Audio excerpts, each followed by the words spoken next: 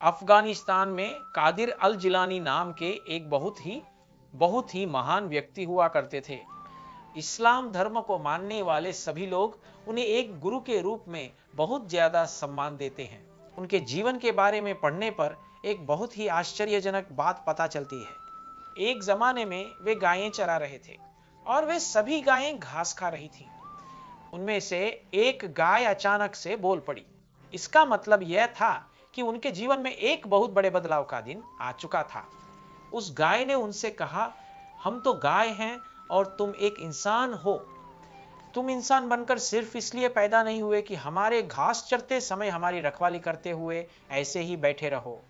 तुम्हारे जीवन का इससे भी बड़ा कोई उद्देश्य है, इस बात को समझो। उन्होंने बस वह बात सुनी और सुनते ही वे दौड़ते हुए घर आ गए। घर आकर उन्होंने छत पर चढ़कर देखा।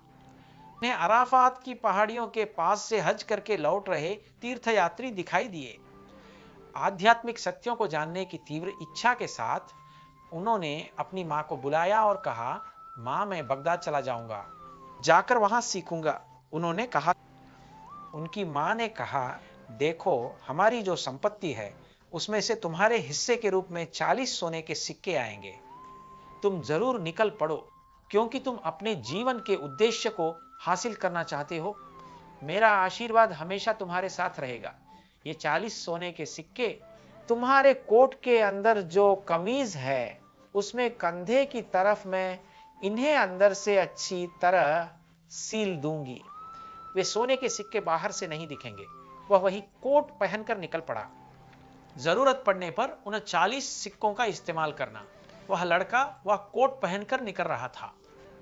मां ने उसे पीछे से बुलाया और कहा, बेटा, मुझे नहीं पता कि तुम जीवन में फिर कभी दिखोगे भी या नहीं। तुम परम सत्य यानी कि आखिर में असल में सच क्या है यह जानने के लिए जा रहे हो। इसलिए मैं तुम्हें बस एक बात कहूंगी, इसे जीवन में हमेशा याद रखना। उसने पूछा, क्या बात है मां?